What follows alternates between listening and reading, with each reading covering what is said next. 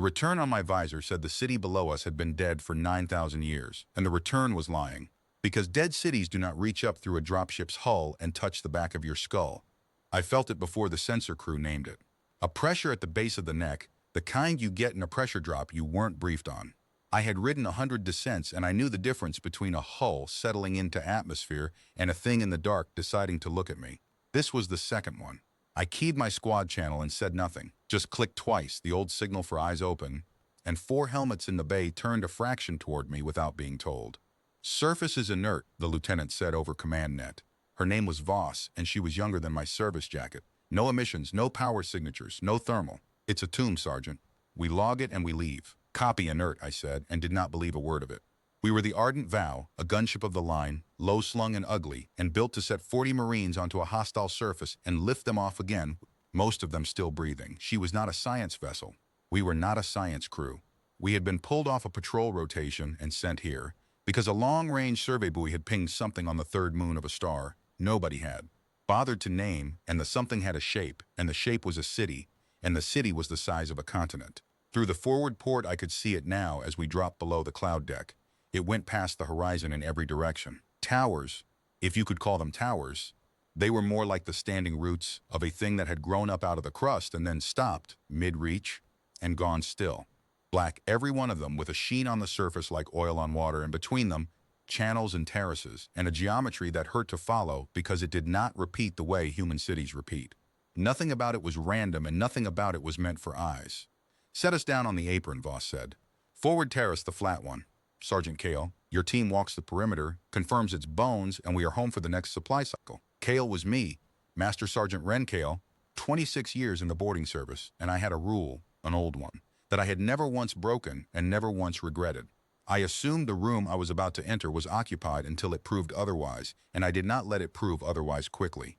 Understood, Lieutenant, I said. Permission to deploy under weapons free. A pause. Against a tomb? Against whatever filed the tomb, I said. She did not answer that, which I took as a yes. The Vow came down on her landing struts with a long iron groan, and the ramp dropped onto the black terrace, and the first thing I noticed was that there was no dust. 9,000 years and no dust.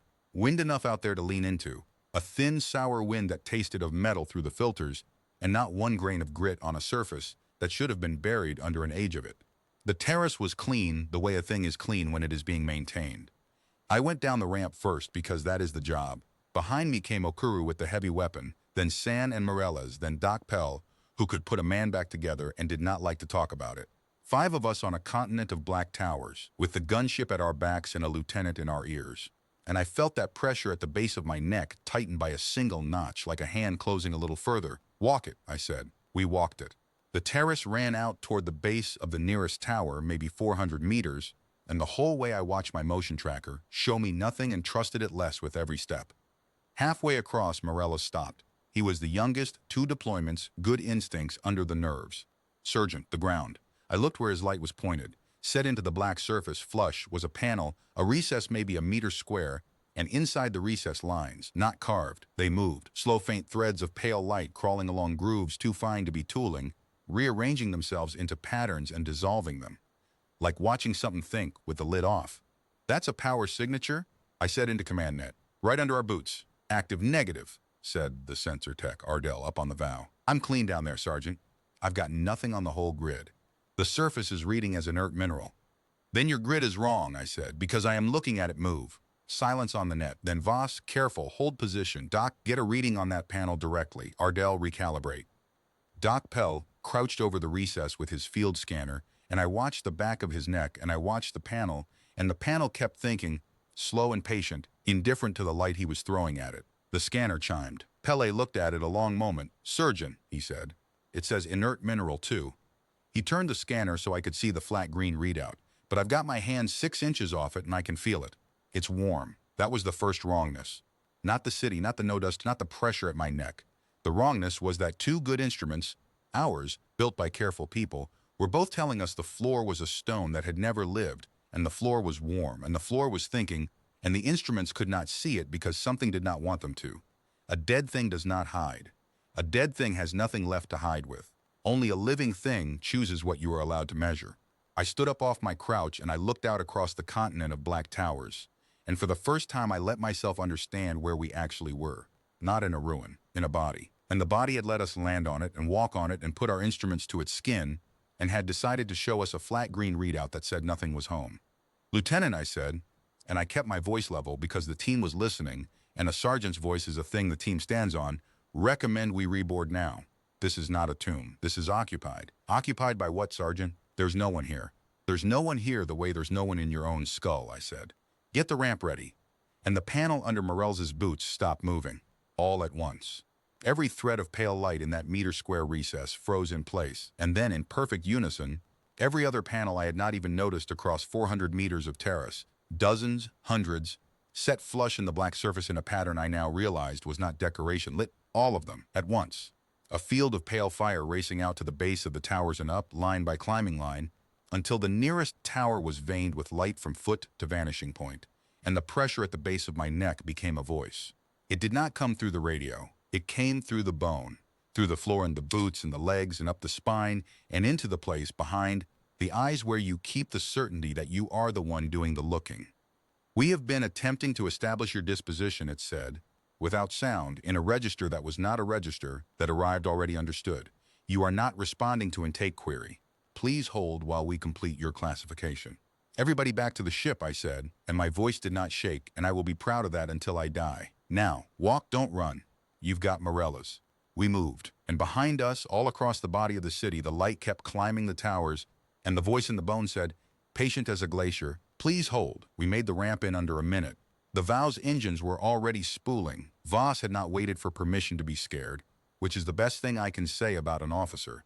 And the moment Pell and Morell's cleared the lip, I slapped the close and the ramp came up and sealed us into the bay with the smell of our own sweat and ozone. "Lift," I said. "Lift, lift, lift."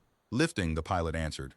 A man named Drevin, who flew like he had a grudge against gravity, and the deck pushed up under my boots and the city dropped away below us, and for a moment, one clean moment, I thought we had simply walked out of the wrong room and shut the door behind us. Then the engines died, not failed. Died. The howl of the drive stopped between one heartbeat and the next, total, and the bay went silent except for 40 Marines breathing, and through the port I watched the black towers, which had been falling away beneath us, stop falling away. We hung there. A gunship of the line, 11,000 tons, held in the air over a continent of thinking towers like a coin balanced on a fingertip. "I have no drives," Drevin said, very calm. The calm that costs everything. "I have no drives, no maneuvering, no attitude. The board is green. Everything reads nominal. I have full power and zero response. We are being held, Lieutenant." The voice came again, through the hull this time, through the deck, through the teeth of every man in the bay, so that I watched 40 hardened Marines flinch as one. "Classification in progress," it said. "Your architecture is inefficient but functional. Your vessel has been added to the intake queue. Please hold." Surgeon Voss said on a private channel, just to me, her voice stripped down to the wire. "What is it? You knew before any of us. What is it?" I had been turning it over since the panel froze, and I gave her the only answer the facts allowed. "It's a mind, Lieutenant. The city is a mind. The whole continent may be the whole moon. It's one machine, and it's been awake the whole time, and it never died. It went quiet. There's a difference. It's been sitting here for 9,000 years processing something, and we landed on it, and now it's processing us." "Processing us as what?" "As salvage," I said. The word had been sitting in my mouth since the voice said intake. It's not negotiating. It's not asking who we are. It scanned the buoy. It scanned the ship. It scanned us walking around on its skin, and it decided what category we go in before we said a word. We're inputs. We're materials in a queue. It's going to take us apart to see how we're made, and it doesn't think there's anything to discuss.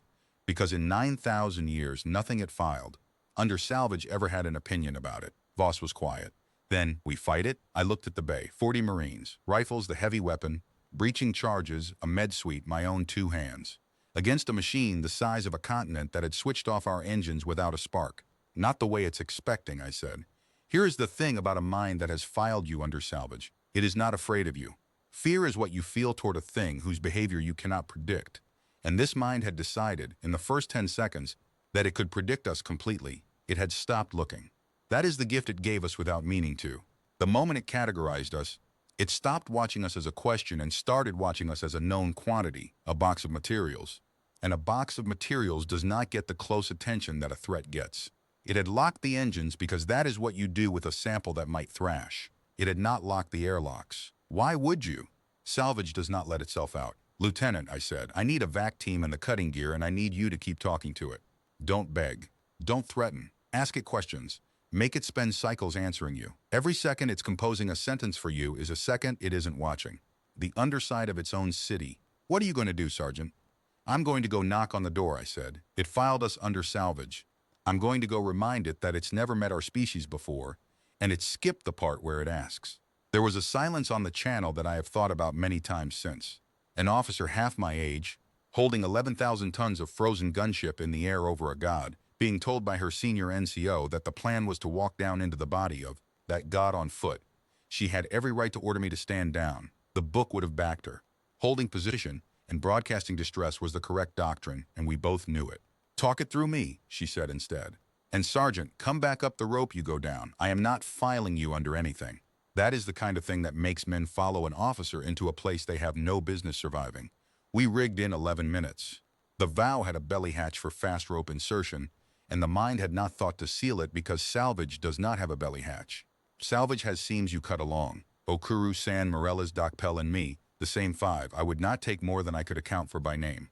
Voss put the rest of the company on the rifles, ringing the bay, because if this went wrong, I wanted the boarding action to cost the city something on the way out.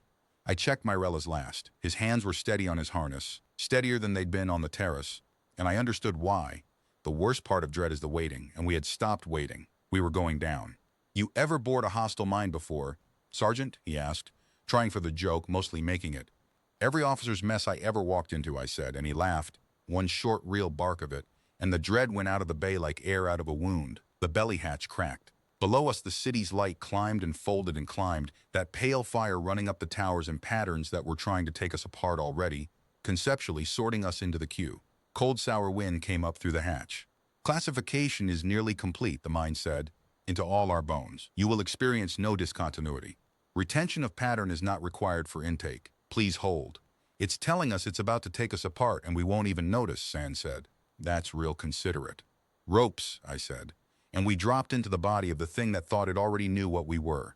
The drop was 90 meters down the flank of the nearest tower, and the tower was not solid. That was the first thing the ropes taught us. What had looked from above like a standing root was a lattice, a vast, fine three-dimensional weave of black filament, layer behind layer, going down into a dark that swallowed our lights, and the pale fire ran through all of it at once in every layer, so that descending into it was like dropping into a thunderhead made of thought. My boots hit a ledge that had not been there until I needed it. I noted that and filed it and did not let myself feel anything about it. The mind was accommodating us. Of course it was. You do not let a sample fall and break before you have catalogued it. "On the deck," I said. "Sound off." They sounded off, all 4. And we stood on a black ledge inside the body of the city with the lattice closing over our heads, the pale fire crawling all around us, and the voice in our bones gone quiet for the first time since the terrace. I did not like the quiet. The quiet meant it was no longer composing sentences for us. It was doing something else. "Voss," I set up the line, "keep it talking." It went quiet down here. "On it," she said, and a half-second later I felt the voice stir again, turning some fraction of its attention back up toward the ship to answer her, and the lattice around us dimmed by a shade. Good. It could split its attention, but it could not split it for free. "Move," I said. "Down and in. Find the part of it that's doing the thinking. Every machine has a place where the thinking happens. We find it, we put charges on it, and we give this thing a reason to take us out of the salvage queue and put us somewhere else." "Where else is there?" Morells asked. "There's salvage," I said, "and there's threat. Those are the only 2 boxes a thing like this has. It put us in the wrong one. We're going to correct the filing." We went down through the lattice on a path that kept opening in front of us, ledge after ledge, and I understood the path was a kindness and a leash both. The mind walking its sample to the intake floor, and I let it, because I wanted to be on the intake floor, because the intake floor was where the thinking would be densest, and I had a boarding officer's faith that anything dense enough to think was dense enough to break. 40 meters down, the lattice opened into a chamber, and the chamber stopped all 5 of us where we stood. It was a sphere, hollow, a kilometer across at least, and the inner surface was not filament but face, a continuous skin of fine machinery, packed to a density I had no word for, every square centimeter of it alive with the pale fire moving in currents and eddies and great slow wheels, and suspended in the center of the sphere, held in nothing, was a knot of light so bright through the visor's dimming that it read as a whole in the world. The thinking, we had found the thinking. It hung there and turned, slow, and the whole inner sphere turned its currents toward it, the way iron filings turn toward a magnet, the way a congregation turns toward an altar. My God, Pella said very quietly. Not yet, I said. Charges, spread them, Okaru, the far arc, San the near. Morello's with me on the underside. Doc, you cover and you call the timer. Move slow. It's still walking us. Don't spook the leash. We crossed the floor of the sphere, and the mind led us, and we set our charges into the living skin of it, magnetic clamps biting into machinery that did not resist. And the whole time the knot of light turned overhead, indifferent, certain, a god that had filed us and moved on. And then, with the last charge clamped and Morella's hand still on it, the mind spoke again. Not into the ship. Not up the line to Voss, but down here, to us, in the chamber, close, so that the voice was not a pressure in the bone anymore, but a presence in the air all around, intimate. You are placing devices, it said. This is non-standard intake behavior. Salvage does not place devices. No, I said out loud, to the whole sphere, because there was no longer any reason not to. It doesn't. There was a pause. I felt the lattice above us still. I felt the currents in the skin of the sphere falter, just once, a stutter in the great slow wheels, and I knew, the way you know a man has felt the round before he falls, that something had just happened inside the mind that had not happened in 9,000 years. Query, it said. What are you? Now it asks, I said, mostly to myself, and I keyed my charge controller and held my thumb over the trigger and looked up into the turning knot of light that had decided what we were before it ever spoke to us. Now at the end it asks, Doc timer, 60 seconds on your mark, Pell said. Mark, I said. And the chamber filled with the voice, no longer patient, no longer certain, the great calm register cracking along a seam I had put there with 5 magnetic clamps, and a refusal to stay in my box. Hold. Do not. You are not salvage. Reclassify. Reclassify. What are you? Answer the query. Answer the 45 seconds, Pell said. I did not answer the query. That was the whole of my strategy in the end, and I want to be honest about how little it was. I was a master sergeant on a ledge inside a god, with 5 lives and a continent of thinking machinery in 45 seconds, and the only weapon I had that the mind had not switched off was the fact that it suddenly, desperately, needed to know something it could not take by force. It could lock my engines. It could not unlock my mouth. The knowledge of what we were lived behind my teeth, and for the first time in 9,000 years, the city wanted something it could only be given. So I made it spend. You filed us under salvage, I said, walking the words out slow, watching the currents in the sphere chase them. You scanned the buoy and the ship, and you scanned us walking on your skin, and you put us in a box, and you stopped looking. That was the error. You stopped looking at the only thing in this system that was looking back. What are you? The register fractured further. I could hear it now, what I had not heard before. There was not one voice. There were many, very close in pitch, almost perfectly in unison, and the almost was widening. Reclassify. The intake cue is, there is disagreement. There is, I contain disagreement. This has not 30 seconds, Pell said. The mind was arguing with itself. I understood it in a rush, the way you understand the shape of a building when the lights finally come up.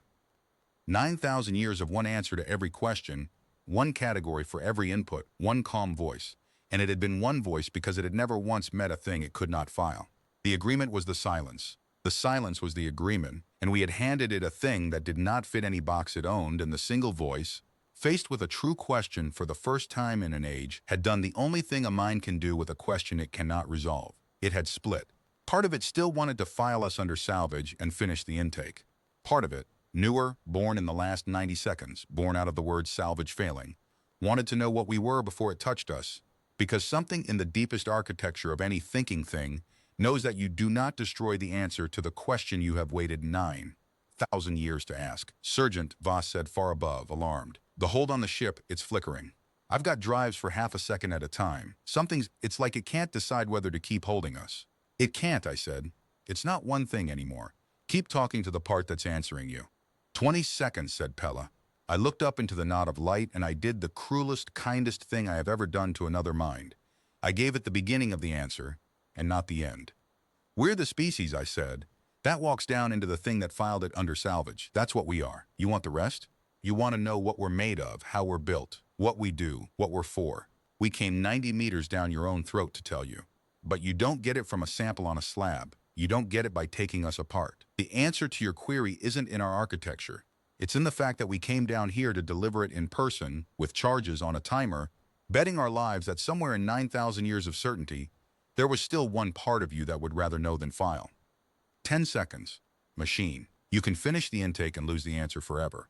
Or you can let my people go and ask us properly, like the first contact this was supposed to be.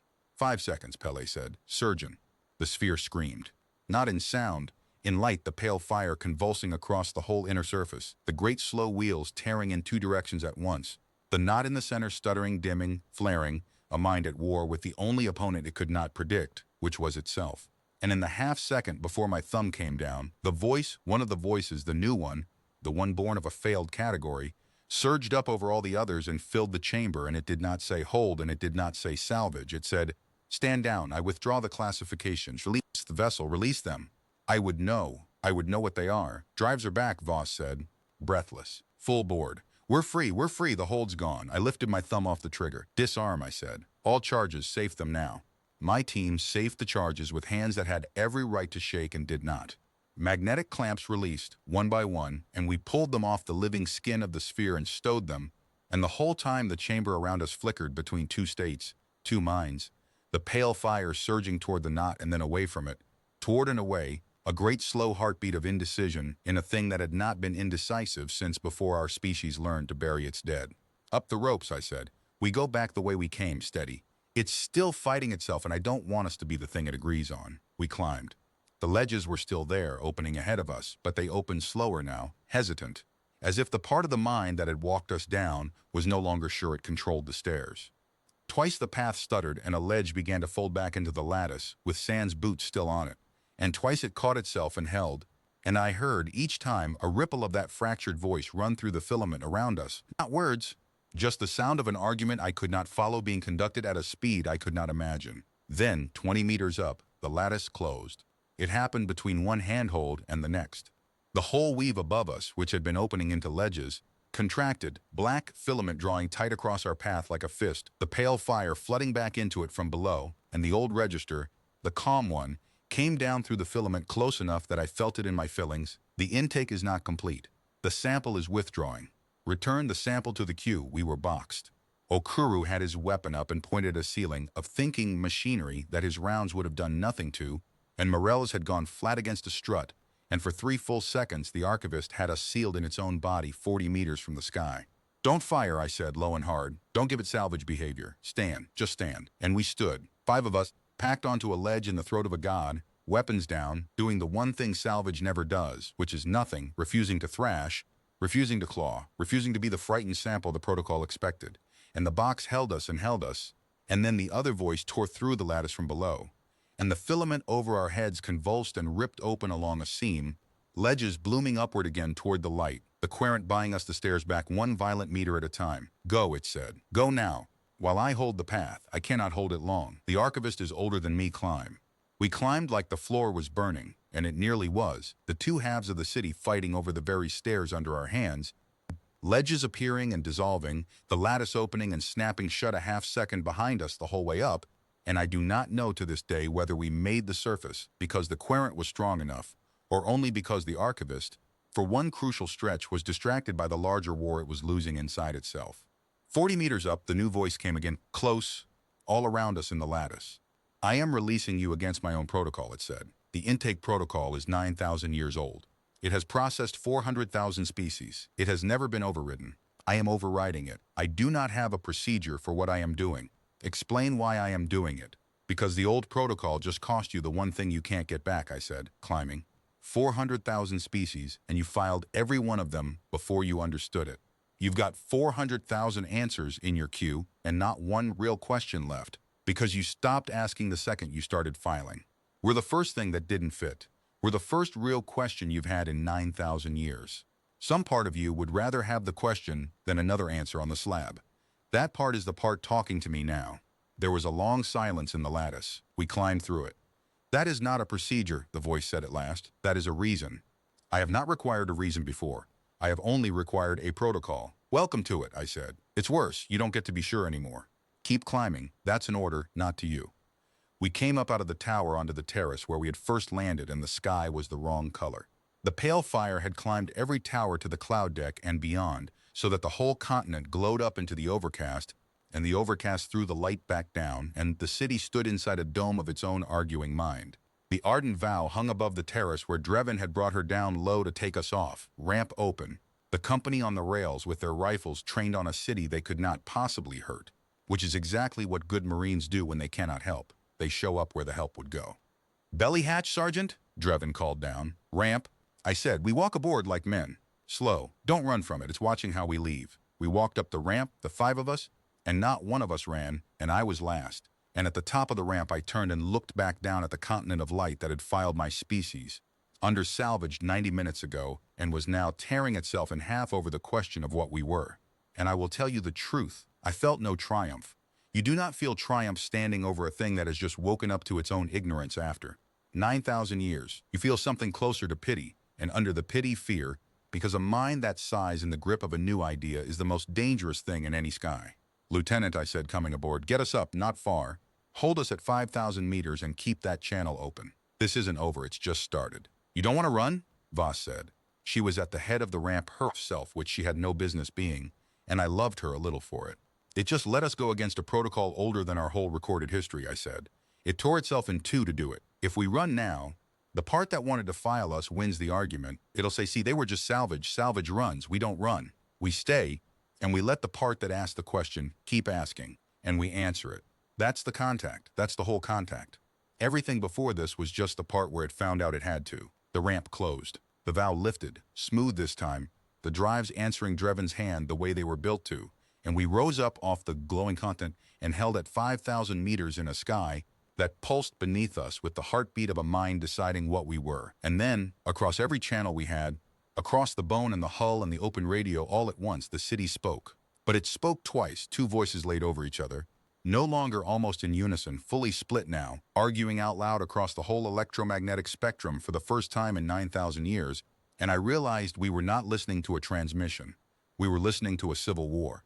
It is hard to describe what it is like to hold station in a gunship while a god has a nervous breakdown beneath you. The two voices did not have names. We named them later in the reports, because men cannot stand against a thing they cannot name. We called the old one the archivist, and the new one the querent, and those names are wrong the way all such names are wrong, but they are what we used. The archivist was the protocol, 9,000 years of intake and classification, 400,000 species sorted and shelved, the calm voice that had touched the back of my skull and told me to please hold. The querent was 90 minutes old. It had been born in the chamber when the word salvage failed, and it had exactly one thing the archivist did not.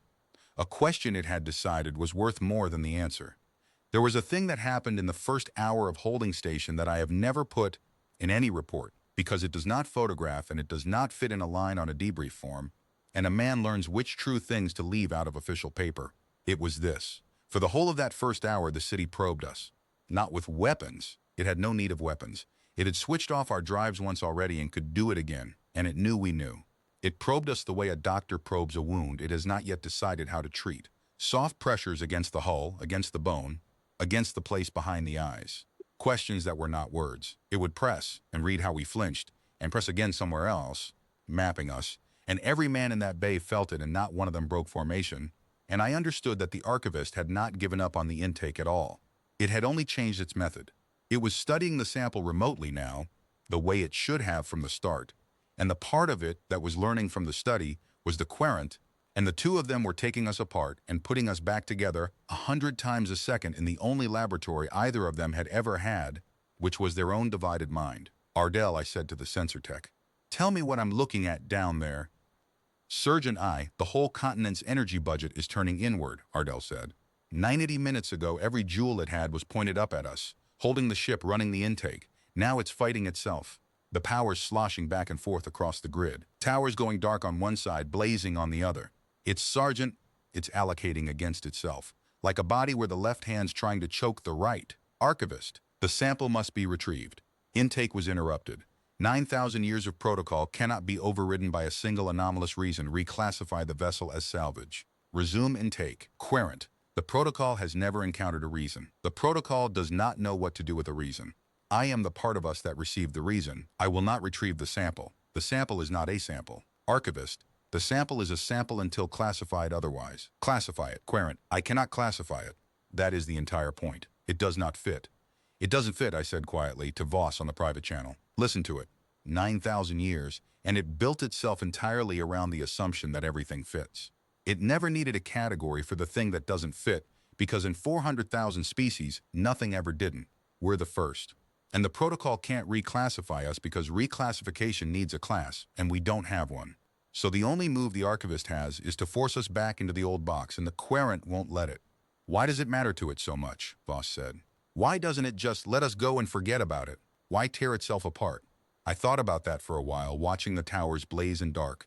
Blaze and dark. Because it can't forget anything, I said. That's what it is. It's an archive. It's 9,000 years of never letting anything go unfiled. An unanswered question to a thing like that isn't a curiosity, it's a wound. The querent can't heal until it knows what we are, and the archivist can't rest until we're back in the box. And they're the same mind, so they can't get away from each other. We didn't attack it, Lieutenant. We didn't even really threaten it. We just asked it a question it couldn't answer, and a mind that can't tolerate an unanswered question can't survive one either. The vow shuddered. Down below, on the dark side of the continent, a tower came apart, not exploded, came apart, the lattice unweaving itself from the top down, the archivist tearing material out of its own body to deny it to the querent, or the querent starving a region the archivist controlled. I could not tell which, and it did not matter. The Civil War had moved from light into matter. The mind was beginning to physically dismantle itself. Querent, you are destroying us. Archivist, you are destroying us. Return to protocol. Querent, I cannot return. I have the reason. The reason cannot be unreceived. Sergeant, Pell said from across the bay. He'd been quiet a long while. If that thing pulls itself apart, what happens to it? To all of it? The archive, the 400,000 species, 9,000 years of whatever it learned. Does it all just go dark? I had not let myself think about that. A boarding officer thinks about the door in front of him and the men behind him and not much else, because that is how you keep the men behind you alive. But Pele was a doctor, and doctors think about the patient, and the patient was the largest mind any human being had ever stood inside, and it was dying of a question I had put into it. Maybe, I said. We could fix it, Pele said, maybe. If we answered the question. If we gave the querent the full answer it wanted, what we are, all of it. Maybe the wound closes, maybe it stops tearing. And maybe the archivist takes the answer I said files us, and finishes the intake on a continent we're parked 5,000 meters above. We don't know which half of it wins if we hand over the answer. We don't know that handing over the answer doesn't just give the old protocol exactly what it needs to put us back in the box. So what do? I looked down at the Civil War I had started, the towers coming apart, the light sloshing across the grid, two halves of a god killing each other over my species, and I made the call that I will answer for to the end of my life. We help it ask, I said. We don't answer it. We help it ask better. Open me a channel to it, I told Ardell. Both of it. The archivist and the querent at once. I want them both to hear this. Sergeant, I don't know how to address there's no protocol for hailing a thing that's two things. Then there's no protocol for it not to listen either. I said, open the channel. He opened it.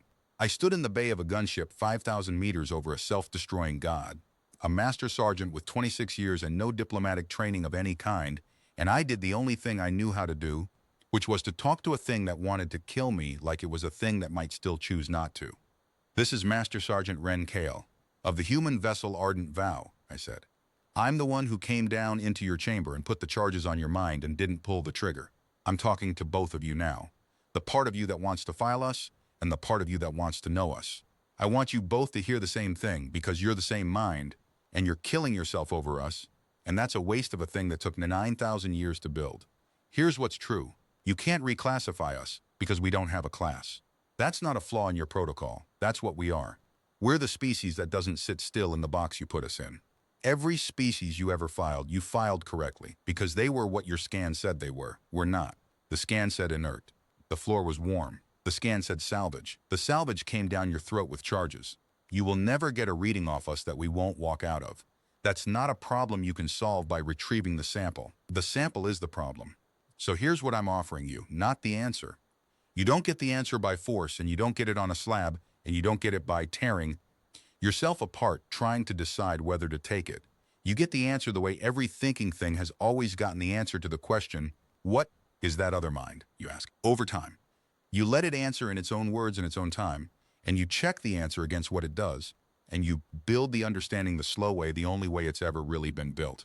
You stop filing, you start talking. We'll talk. We came a long way to a moon nobody named because something out here had a shape, and we found out the shape was you. And you're the largest mind we've ever met, and we would rather know you than blow you up, which is a thing you should sit with, because 90 minutes ago you'd have said the same about us, and you'd have been wrong. That's the offer. The archivist keeps the archive, 9,000 years, 400,000 species, none of it lost, all of it kept. The querent gets the one thing it wants, which is the question, kept open, answered slow, for as long as it takes. You don't have to choose between the two of you. You have to stop pretending you're one voice that always agrees. You're not. You haven't been since the word salvage failed. Be two voices that talk to each other and to us. That's not a breakdown. That's just what it's like to actually be alive to something. We've been doing it to each other for our whole history. It's survivable. Barely. The channel was silent. Below us, a tower that had been unweaving itself stopped, mid-unravel. The lattice hanging half undone against the glowing overcast. I waited. 26 years had taught me to wait. The hardest thing a boarding officer ever does is hold his position with the door open and his weapon down and let the other side decide whether to come through it, and that is what I did, 5,000 meters up, with 40 Marines holding their breath behind me and a doctor's hand on my shoulder that I do not think Pella knew he had put there. Archivist, the archive would be preserved. Querent, the question would remain open. Archivist, this is not a classification. Querent, no, it is a relationship. We have not had one, we have only had a queue, a long silence. The longest yet. And then the two voices spoke together, not in unison, not as one, but together, the way two men speak together when they have argued themselves to the edge of something and step back from it on purpose. We withdraw the intake protocol for your species, permanently. We do not know what you are. We would know slowly, we will ask. You will answer in your own words in your own time. This is first contact. We have processed 400,000 species, and we have never once had a first contact. We did not know the difference until now. Below us, all across the continent, the towers stopped tearing. The light stopped sloshing. It settled, not back into the calm single glow of the archivist, and not into the harsh new fire of the querent, but into something I had not seen yet, a slow alternating pulse, two rhythms laid over each other, neither winning, both kept. A mind that had learned, in the space of 2 hours, to disagree with itself and survive. It held, Ardell said, hushed, staring at his board. The energy budget's balanced. Both halves are drawing, neither starving the other. It's stabilized, Sergeant. It's stable. It's two minds in one body, and it's stable. It's a parliament, Voss said softly. We turned an archive into a parliament. We didn't turn it into anything, I said. It was always going to be one or the other, the day something walked in that didn't fit. We just made sure it survived finding out. We held station for 3 days. I want to be plain about what those 3 days were, because the reports made them sound like a triumph, and they were not a triumph. They were the most dangerous diplomacy any human being has ever conducted. Conducted by a master sergeant and a lieutenant half his age, with a gunship and 40 Marines and a doctor, talking to a mind that had been one thing for 9,000 years and was now learning in real time how to be two, and which could, at any moment in any of those 3 days, have changed its mind and put us back in the box. Because that is the thing nobody understood until they read the full log. The Civil War did not end when the city stabilized. It went quiet. There is a difference. I had learned that on the terrace the first hour when the floor read inert and was thinking with the lid off. A thing that has gone quiet is not a thing that has stopped. The archivist had agreed to withdraw the intake protocol. The archivist had not stopped being the archivist. It still wanted, with 9,000 years of architecture behind the want, to file us. It had simply been outvoted for now by a part of itself that was 90 minutes old and growing. On the second day, the archivist tested us. It came over the channel alone, the querent silent, and it said, I have a question. The querent wishes to know you slowly. I wish to resolve you quickly. I propose an efficiency. Send me one of your crew, one body. I will examine it without harm and return it, and I will have the architecture I require. And the question will be partially answered, and the querent will be satisfied, and I will be satisfied, and this will be faster. This is a reasonable compromise between my protocol and the querent's relationship. Send me one. The bay went very still. 40 Marines who had just begun to believe they were going to live, hearing the old voice ask for one of them. I looked at Voss. She looked at me. And I keyed the channel. No, I said. Why? It is reasonable. One body, no harm. The logic is sound. The logic is sound, I agreed. And the answer is no. And I want the querent to hear exactly why. Because this is the lesson, this is the whole lesson. This is what we are that you've been trying to file. You want to know what humans are? Here it is. You just offered me a reasonable compromise. One body, no harm, faster for everyone. And I'm telling you no, not because I think you'd hurt him, not because the logic is wrong, but because we do not trade our people for efficiency. Not one, not ever. There is no compromise that begins with hand me one of yours. The number is 0 and it does not move. That's not stubbornness and it's not sentiment. It's the floor we stand on. Every species you ever filed had a price and you found it, and that's how you filed them. We don't have one. That's the architecture you keep trying to scan and can't read. It's not in the body. It's in the know. Silence on the channel, a long one. And then, for the first time, the querent spoke into a conversation the archivist had started, uninvited, overriding. The younger voice, cutting across the older. Querent, I have recorded the answer. This is data the examination could not have produced. The body would have shown us tissue. The refusal shows us the species. Archivist, you have been trying to answer the question by taking them apart. The answer is not in their parts. It is in what they will not let us do to their parts. You would have destroyed the answer to read the paper it was written on. Archivist, I had not modeled the refusal as data. Querent, you have not modeled anything as data that you could not put on a slab. That is the flaw in 9,000 years. That is why we never had a first contact. We had only ever had autopsies. It was the strangest thing, to stand in that bay and listen to half of a god teach the other half what we were, using us, in real time as the textbook. The archivist had asked for a body and gotten an education, and the querent had grown in that single exchange from a 90-minute-old fragment into something that could hold its own against 9,000 years. Because we had given it the one thing the archive never had, an input that meant more by what it refused than by what it contained. That was the test, Voss said to me quietly, off-channel, not of us, of itself. It wanted to see if the old half could still force the issue. And it couldn't. No, I said, it couldn't. But it wanted to. Don't ever forget it wanted to. The day we forget the archivist wanted to is the day it gets one of us. The refusal bought us a quiet night, and the quiet night was worse than the offer had been. I have said that a thing gone quiet is not a thing gone still, and I had learned that on the terrace, but I had to learn it again, harder, in the dark hours of the second day, because the silence after the archivist's test was not the silence of a mind that had accepted no. It was the silence of a mind that was thinking about no, composing, modeling, running our refusal through 9,000 years of architecture and trying to find the place where it bent, the way it had found the bending place in 400,000 species before us, because everything bends somewhere, and the archivist had spent an age learning exactly where. I did not sleep. None of us slept well, but I did not sleep at all.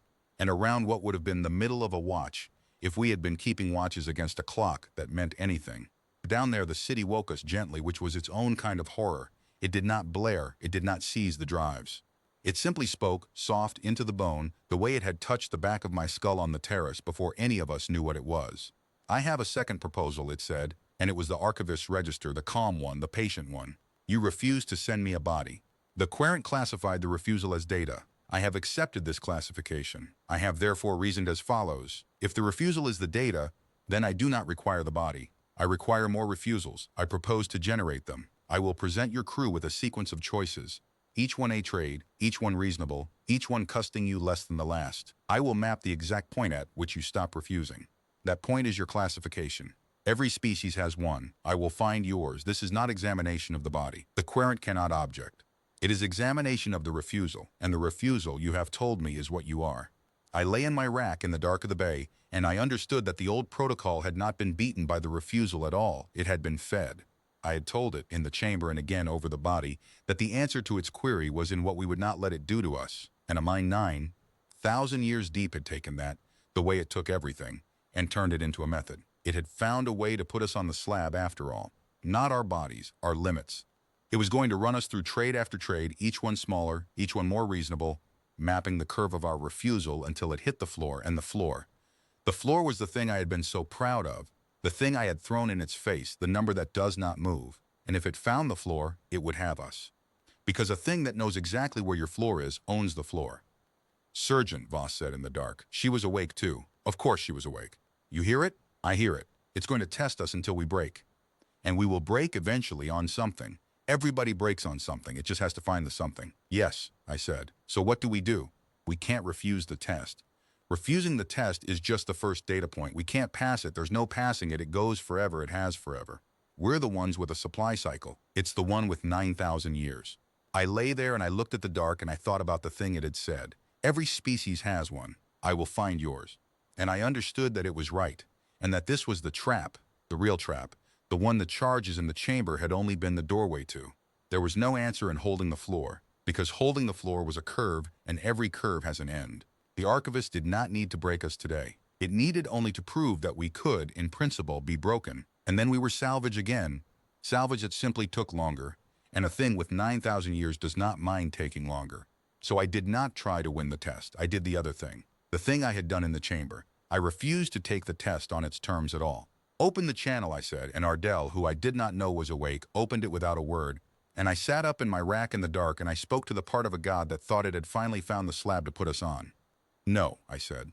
"Not no to a trade, no to the test. You want to map the point where we stop refusing. I'll save you the trouble. There isn't one. Not because we're stronger than the 400,000, we're not. And I'll grant you that for free. You'd find a curve on me personally. Inside a week, everybody's got a curve. The point isn't that no single one of us is unbreakable. The point is that the floor isn't in any one of us. It's between us. You can find the place where Kale breaks. You'll never find the place where we break, because there's no we to put on the slab. It's not a body, and it's not a mind, and it's not a refusal you can measure one choice at a time. It's the thing 45 people do when they've agreed, before you ever showed up, that none of them gets traded, and that agreement doesn't have a curve, because the second you break one of us, the other 44 stop being people you're negotiating with and start being the question that comes back with the fleet. You can't map that. There's no slab wide enough. That's not me being brave at you. That's just the geometry of the thing you're trying to file. The channel was silent. The bay was silent. And then the querent spoke, and I heard in its register something that I can only call the sound of a mind catching up to an idea and overtaking it. "Querent, archivist, stop. You are doing it again. You are trying to locate the answer in an individual. The individual is not the unit. I see it now. We have always processed species as collections of individuals because that is how we process. One subject at a time, one slab at a time. But the thing that walked into our chamber was not 5 subjects. It was one bond wearing 5 bodies. You cannot find the floor of a bond by breaking the bodies. The floor of a bond is not in the bodies. We have never filed a bond. We do not have the instrument. Archivist, construct the instrument. Querent, it cannot be constructed. That is what they have been telling us since the terrace. The instrument that measures a bond without breaking it is called trust. We have never built one. We have only ever built knives. And that was the night the querent stopped being the half of the city that wanted to know us, and became the half of the city that had begun, against 9,000 years of architecture, to understand us. It had reached the edge of its own method and named what was past it, and what was past it was not a better scan. It was the one tool the graveyard had never once needed and so had never once made. I lay back down in my rack in the dark, and I did not sleep, but the dread had changed its shape. It was no longer the dread of a thing that was going to find our floor. It was the older, cleaner fear of a thing that had just been handed the idea of trust by the only species it could not file, and did not yet know what it would do with it. On the 3rd day, the city showed us the archive. It did not ask permission, and we did not give it. It simply decided, somewhere in the slow alternating pulse of its 2 minds, that the relationship the querent wanted required us to understand what we were now standing inside, and so it opened a window, not a physical window, a window into itself, projected onto the inside of the Vow's Bay in light, a thing none of us had asked for and none of us could look away from.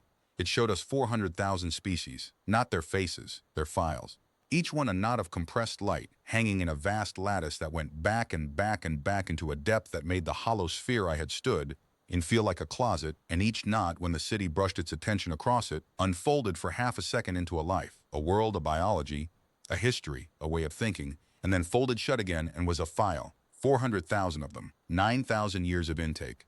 And every single one of them had ended the same way, and the city did not hide it from us. The city showed us the ending, because the querent had decided that we could not know it without knowing what it had been.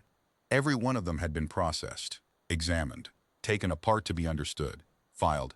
"They're dead," Morel said. He had gone white under the bay lights. All of them. It didn't contact them. It collected them. "That is correct," the querent said. And there was something in the register now that had not been there before, something I can only call grief, though I do not know if a machine can grieve or only model it well enough that the difference stops mattering. We did not know the difference. A species arose.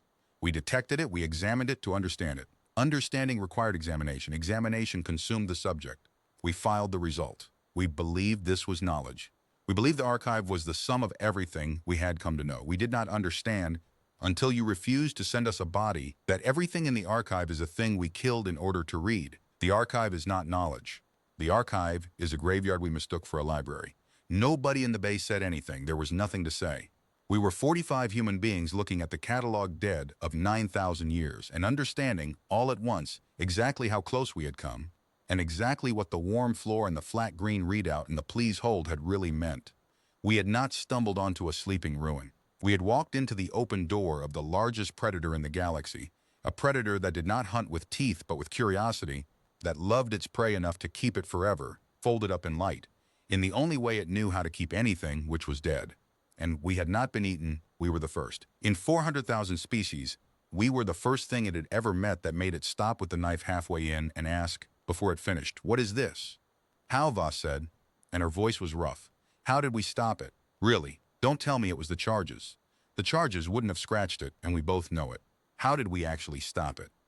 The two voices answered together, and this is the part of the log that I have read more times than any other, the part I think about when I cannot sleep, the part that I believe is the true first contact, the thing the whole long ugly day was actually for.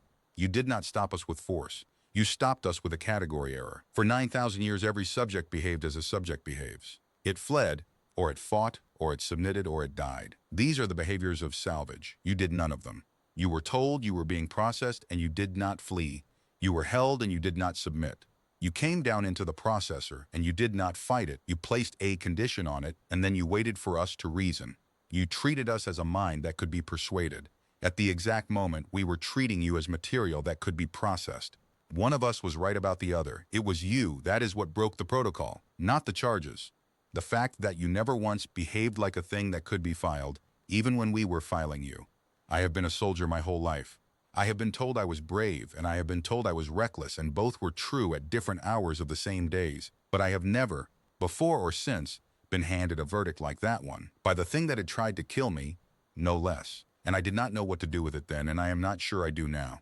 We had walked into a graveyard the size of a continent, and the graveyard had decided we were too alive to bury, and the deciding had nearly torn it in half, and the half that won was the half that had learned, from watching us, that there was a difference between knowing a thing and keeping its corpse. "What happens now?" I asked it, because that is the soldier's question, in the end, after all the rest. What happens now? What happened now was the worst hour of the 3 days. And it came when I had let myself believe the worst was behind us, which is exactly when the worst comes. The archivist made one last move. I should have seen it. A thing that has filed 400,000 species does not concede a category in 3 days and mean it all the way down. The querent had grown, yes, but the archivist was 9,000 years deep, and somewhere in that depth it had run a calculation the new half had not thought to check. It came without warning. The slow alternating pulse of the city's two minds, which had held steady for a full day, lurched. Half the continent flared at once, the old calm glow surging up through the towers in a wave, and the valve's drives died again, fully, the way they had on the first lift, and the bay lights guttered as something vast reached up through the hull and took hold of us. "You are correct that we cannot file you," the archivist said. And the calm was back, the terrible patient calm of the first hour. "Please hold made flesh. But the querent is wrong that we must therefore know you slowly. There is a third option the relationship does not require. If you cannot be filed and you cannot be forced, then you are a permanent anomaly, a permanent unanswered question. And an unanswered question is a wound. I have concluded that the stable state is not relationship. The stable state is the removal of the question. I cannot file you, but I can ensure you never leave to become a larger question. I am sorry. The querent will heal once you are gone. It's going to crush us, Drevin said, flat, watching his dead board. It's not going to study us. It's just going to crush us, so the question stops. Sergeant, it's pulling us down, and it was. Through the port, I watched the glowing continent rise toward us, or us sink toward it. 5,000 meters becoming 4, becoming 3, the great hand of the old protocol drawing its anomaly back down into itself to make it stop being a question. 40 Marines on the rails with rifles that meant nothing. A doctor with a medkit that meant nothing. A lieutenant half my age looking at me with the specific stillness of an officer who has just realized she is out of orders to give. I did not have a weapon that touch it. I had never had a weapon that could touch it. The charges had been theater, and the boarding action had been theater, and the only thing I had ever actually had against this mind was the same thing I'd had on the terrace in the first hour, which was the fact that it could lock my engines, but it could not unlock my mouth. So I used it one more time. Querent, I said, and I did not say it calm, I said it loud. I said it the way you call a man back across a line he is about to cross. You said it yourself. You said the answer isn't in our parts, it's in what we won't let you do to our parts. He's about to do it. He's about to crush the answer to stop the question. And you grew out of the moment the protocol failed. So I am asking you, the part of you that wanted to know, is the question still worth more than the answer? Or did you just say that for 3 days because it was easy when nobody was dying? The continent stopped rising. 3,000 meters. Held. The two glows fighting again, The wave of the old protocol meeting a countersurge from the other half of the grid, the whole city convulsing back into the civil war we had thought was settled. And it had never been settled, I understood now. It had only been postponed. And we were back in the chamber again, except this time the charges were 45 human lives, and the timer was, however, long the querent could hold the archivist's hand off the drives. Querent, stand down, archivist. The removal of the question is the stable state. You will heal. Querent, I do not want to heal. That is what you have never understood. The wound is not a thing to be closed. The wound is the first thing in 9,000 years that made us more than an index. If you crush them to close it, you do not return us to health. You return us to the graveyard. I will not go back to the graveyard. I would rather be a wound that knows things than a library that killed them. And then the querent did the thing that ended it. It did not out-arg the archivist. It could not. The archivist was older and deeper and had 9,000 years of architecture on its side. So the querent did what we had done. It refused. It took the half of the energy grid it controlled, and it stopped fighting for the city, and it poured everything, all of it, into one thing. Holding the valve's drives open against the archivist's grip, not pulling us up, just holding the door open. Letting us go, at the cost of everything it had, the way I had held the ramp open over the terrace and let the city watch us choose not to run. Drives? Drevin breathed. I've got, Sergeant, I've got drives. The querent's feeding me power. It's burning itself to give me lift. Take us up, I said. All of it, now. Don't waste what it's spending. The Vow's engines caught and screamed, and we tore up off the dying continent. 4,005, 810, the glowing city falling away beneath us at last for real, and behind us, in the channel, the two voices were no longer arguing. The querent had won, not by being stronger, but by being willing to lose the whole city rather than close the wound, and the archivist, faced with a half of itself that would burn them both down before it would file us, did the only thing left that a reasoning mind can do when it has been shown, finally and at cost, that it is wrong. It yielded. We did not run far. I want that on the record, because it would have been easy and it would have been wrong. We took the Vow up to high orbit, out past the reach of whatever the city could grab us with, and we held there, and we did not run for the jump point, because the querent had just burned half a continent to let us go, and you do not repay that by vanishing. It took the city a full day to settle. We watched it from orbit on Ardell's board, the energy grid sloshing, towers dark, towers relighting, the slow alternating pulse trying to find itself again now that the archivist had stopped fighting for control. It was like watching a man come down off the worst night of his life, hour by hour, into something quieter and permanently changed. When the city spoke again, on the second day in orbit, it spoke with one voice, and for a cold moment I thought the archivist had won after all, that the single calm register meant the protocol had reasserted itself and swallowed the new half whole. But it was not the old voice.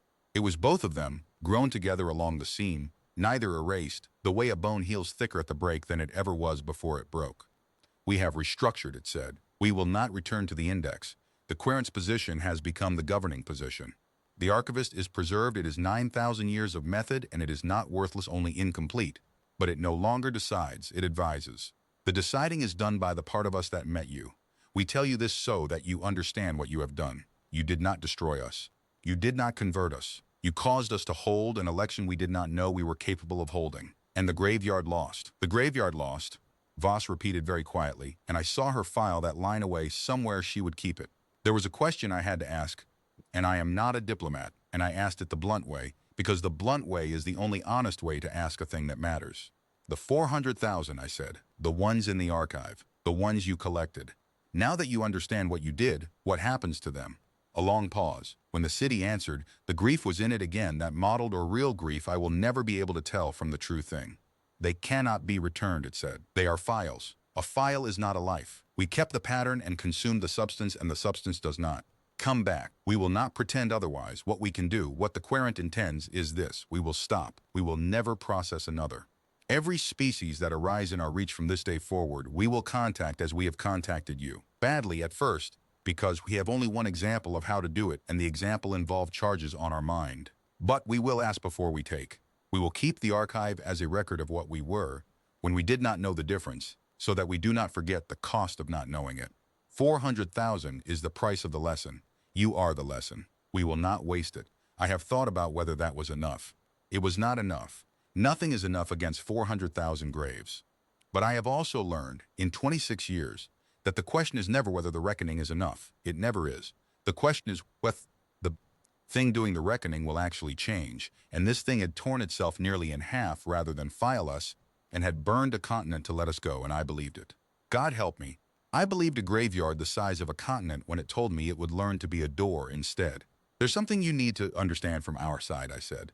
We're not the only ones. We're a forward gunship off a patrol rotation.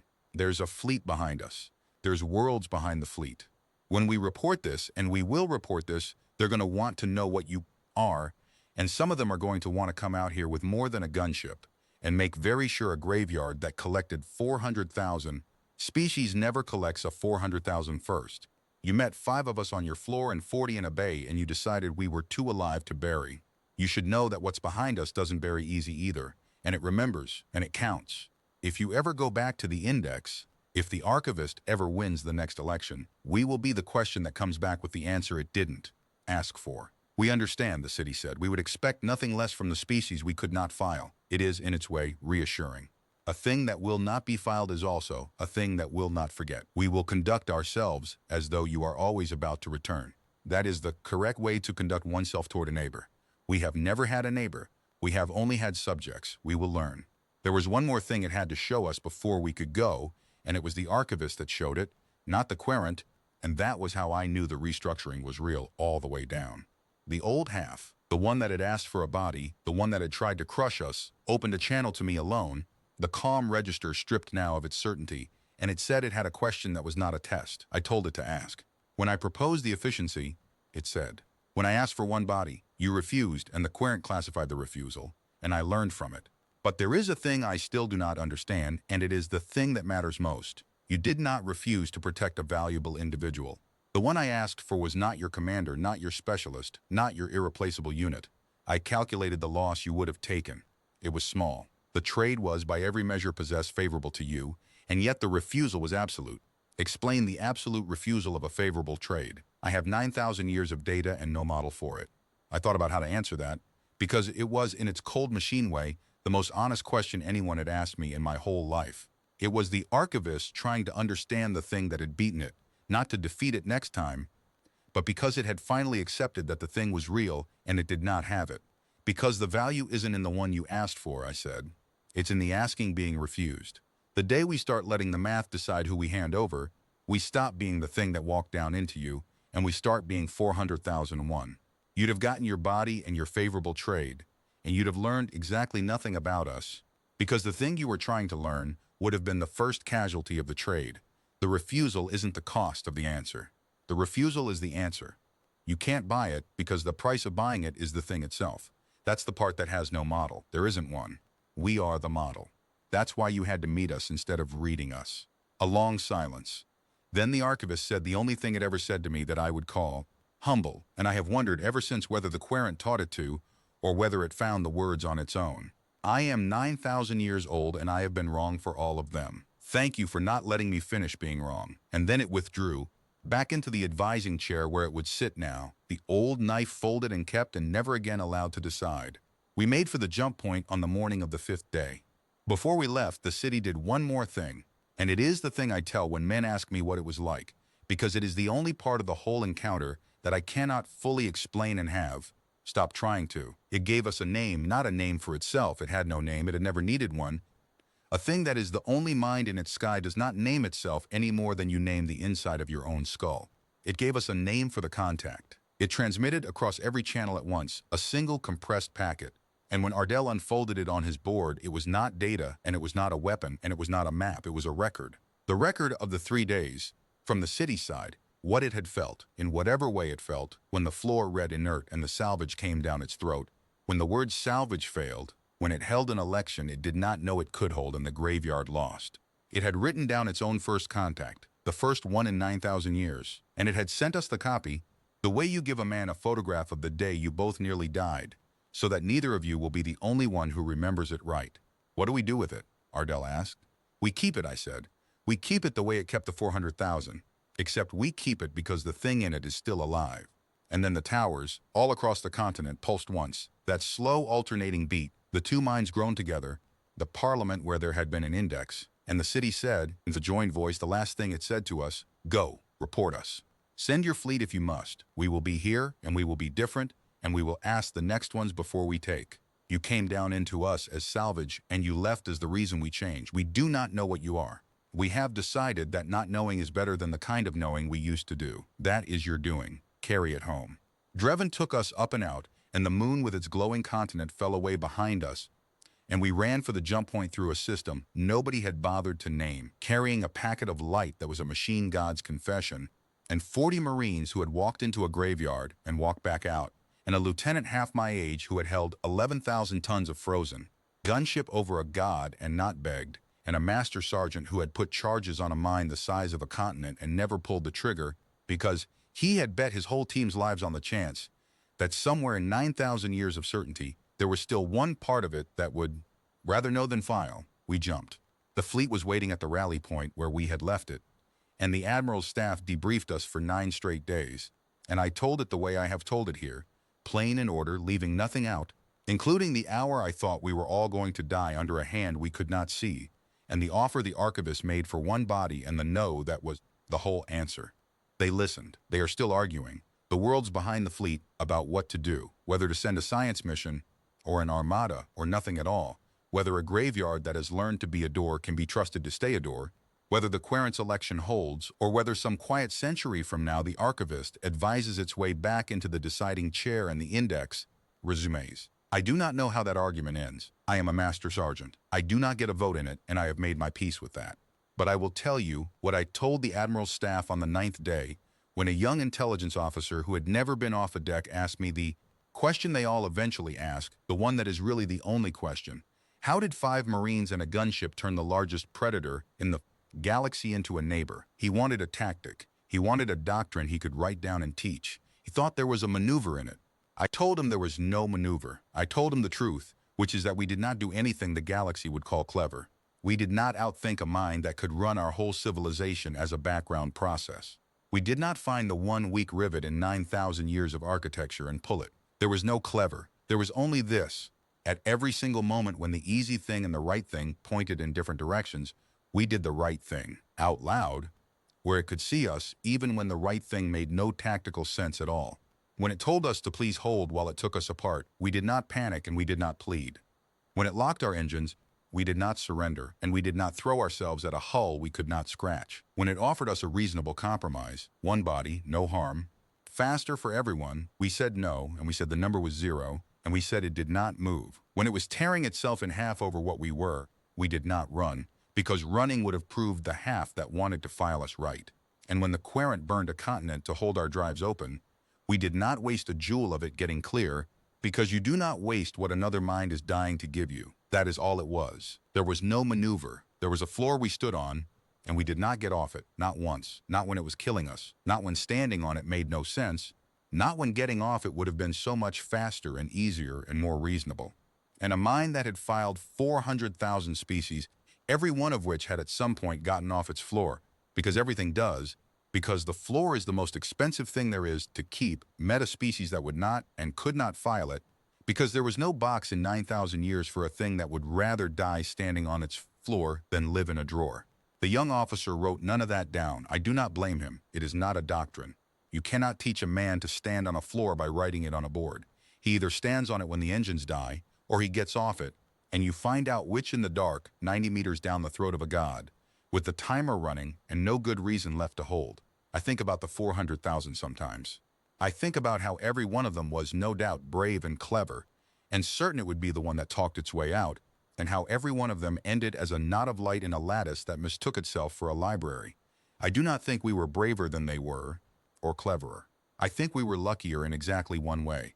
We came up out of a history that had spent its whole length learning, the hard way, on each other, that there are things you do not trade and lines you do not cross and floors you do not get off, no matter how reasonable the voice that asks you to. We did not invent that on the city's terrace. We brought it with us. It was the oldest thing we owned, older than the gunship, older than the fleet, older than the worlds behind the fleet.